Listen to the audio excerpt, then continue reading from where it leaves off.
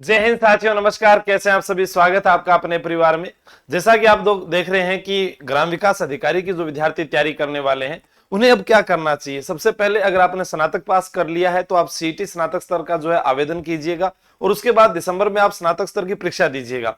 लेकिन अभी आप स्नातक स्तर की परीक्षा जब दोगे सीईटी की, तो आपके पास में ग्राम विकास अधिकारी का सिलेबस होना चाहिए कि जो सेम टॉपिक है उनको आप इतने अच्छे से पढ़ें कि बाद में समस्या नहीं आए। आमतौर पर क्या होता है कि विद्यार्थी पहले सीईटी पास करने के लिए सिर्फ 40 अंक की बात करता है। देखो, आप 40 अंक लेकर आओ तो पास हो जाओगे, फिर मुख्य परीक्षा में फेल हो जाओगे, तो इसका तो कोई औचित्य ही नहीं रहा। आपका लक्ष्य होना चाहिए कि मैं जिसकी तैयारी कर रहा हूं, ये जो यहां लिखे हुए 3099 पद, ये तो अभी स्वीकृत खाली पद हैं। इसके अलावा भर्ती तो जो है आपकी लगभग 3500 प्लस आएगी। ठीक है, और बढ़ जाएंगे 500 600 4000 भी हो सकते हैं, कह नहीं सकते। तो हमारा लक्ष्य तो बस एक बार आपने इनको देख लिया ना कि मेरा तो बस यही है, योग्यता में स्नातक स्तर पास हूं। ठीक है, सिलेबस सीटी इसके अंदर लागू है, सबको पता ही है। परीक्षा का पैटर्न जो पुराना पेपर देख लेना, सिलेबस क्या है वो मैं आपको दिखा देता हूं यहाँ पर कि सिलेबस के अंदर आपके पास सामान्य हिंदी अंग्रेजी है, गणित है, सामान्य ज्ञान है, भूगोल है, और ये कृषि एवं आर्थिक संसाधन है, राजस्थान का इतिहास संस्कृति और बेसिक कंप्यूटर है। 160 प्रश्न आते हैं, 200 कुल अंक होते हैं। अब आपको जो ये टॉपिक यहां दिए हुए हैं, जैसे यहां पर दे रखे हैं भाई, किसके, हिंदी के 30 नंबर, अंग्रेजी के 20 नंबर, गणित 30 नंबर। अब गणित का बहुत बड़ा योगदान है, यहां पर 30 नंबर का आएगा। तो जिसको नहीं आ रही है तो वो भाई आज से सीखे। फिर ऐसा टाइम नहीं होगा कि मैं सर जनवरी के बाद में सीख लूंगा, पेपर भर्ती होने के बाद, जो पेपर का नोटिफिकेशन आएगा तब सीख लूंगा। सामान्य ज्ञान जिसमें करंट अफेयर 10 नंबर, ये छोड़ दीजिए, इसको नहीं पढ़ना। सामान्य विज्ञान जो दैनिक प्रतिदिन वाला यहां पर दे रखा है 10 नंबर का, ये आपको रोजाना पढ़ना है। फिर उसके बाद राजस्थान भूगोल जो है वो 30 नंबर का दे रखा है। फिर राजस्थान के अंदर जो आर्थिक समीक्षा से जुड़े हुए प्रश्न पूछे जाएंगे वो भी 30 नंबर का दे रखा है। और इतिहास कला संस्कृति में 30 नंबर के टॉपिक यहां पर दे रखे हैं। तो आपके पास में देखो 30 ये जीके का हो गया, 30 ये जीके का हो 60, फिर 30 ये हो गया 90, और उसके बाद में 10 करंट अफेयर का ये हो गया 100 प्रश्न आपके पास यहाँ जीके के हैं। तो अभी आपको जो जीके है वो उसको तैयार करते रहना चाहिए कि मुझे सीईटी पास नहीं करना, मुझे ग्राम विकास अधिकारी ही लगना है। अब इसके लिए बहुत सारी समस्याएं आती है एक विद्यार्थी के लिए कि सर मैं तैयारी कैसे करूं, या मैंने पहले भी एक वीडियो में आपको बताया था कि ये आपके पास में ग्राम पंचायतों के जो पद स्वीकृत किए गए हैं, उसके बाद में यहाँ पर देखो 3099 नवीन पद जो है स्वीकृत किए जाते हैं। ठीक है, तो यहाँ पर कितने पद स्वीकृत किए गए?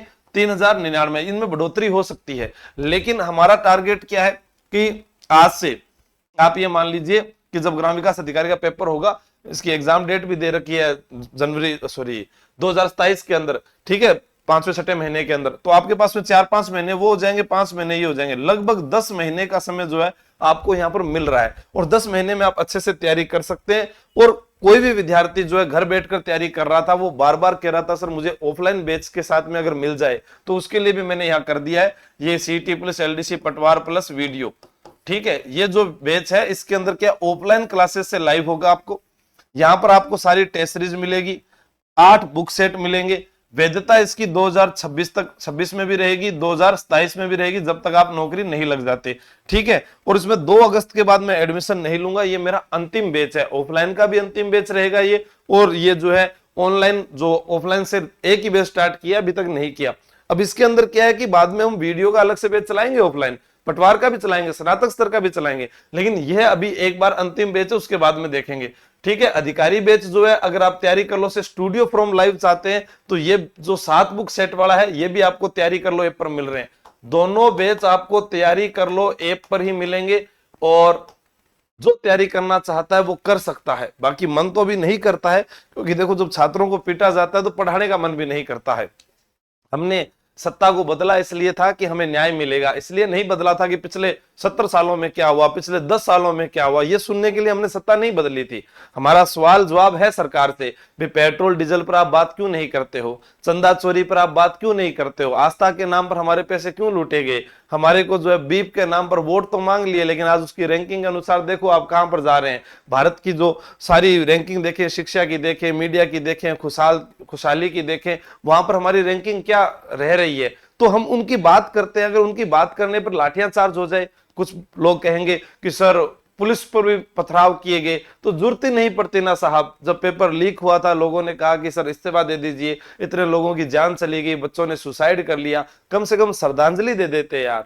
वो भी नहीं दी गई। अब वहां पर क्या करे? तो इससे अच्छा है कि अब अगर इस्तीफा नहीं दिया जाता है तो कम से कम बच्चों को जाकर पूछते कि भैया हम आपका जीवन तो अब नहीं लौटा सके आपके बच्चों का, लेकिन हमसे गलतियां होगी। और जो समर्थन में आ रहे हैं कि हाँ हम अंधभक्त हैं, हम रहेंगे, तो याद रखना जो फर्जी डॉक्टर लगेंगे एक दिन उन्हीं से आपके बच्चे भी मारे जाएंगे, जो फर्जी इंजीनियर बनेंगे उन्हीं से आपके मकान भी टूटकर गिरेंगे। जिस दिन आपके बच्चे मरेंगे उस दिन आपको दुख होगा। आज हम कह रहे हैं हिंदू धर्म के नाम पर हमसे वोट तो लिए गए, आज हमारे हिंदू बच्चों पर ही लाठियां बरसा दी गई।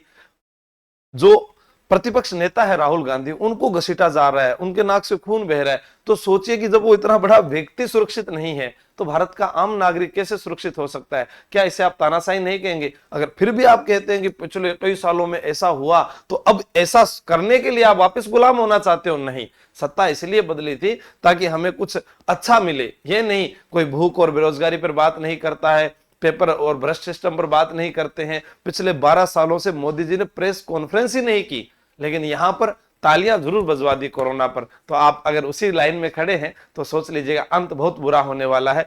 और आगे पढ़ाई आपको अगर जारी रखनी है, अगर आपका ईमान कहता है पढ़ने का, तो पढ़िएगा। बाकी तो देखो, मैं तो अंदर से बहुत मन आहत हुआ है, क्योंकि पूरे दिन सोशल मीडिया पर कभी लड़कियों को पीटते हुए देख रहा हूं, कभी बच्चों को पीटते हुए देख रहा हूं, कभी किसके खून बह रहा है, तो मन थोड़ा विचलित है। कोशिश करूंगा कि मैं आपकी जो क्लासेज है वो जल्द स्टार्ट करूं। आपके अगर पॉजिटिव कमेंट आते हैं कि आप हमारे साथ खड़े हैं और चाहते हैं कि आपको अच्छा पढ़ाया जाए, पूरी टीम आपके साथ रहेगी हमेशा। जय हिंद, जय भारत। मिलते हैं ऑफलाइन के अंदर। 2 तारीख के बाद इसमें एडमिशन नहीं होगा। अभी अगर आप एडमिशन लेते हैं तो आपके पास में ये फीस है जिसके अंदर आपका सारा मटेरियल मिलता है, बाकी आपकी मर्जी है। थैंक यू, जय हिंद, जय भारत। और हाँ, उस दोस्त के लिए भी जो कहेगा कि सर कोर्स बेचने आए, बिल्कुल साहब कोर्स बेच रहे हैं, मंदिर की मूर्तियों से पैसा तो नहीं बेच रहे ना। थैंक यू, जय हिंद, जय भारत। Thank you.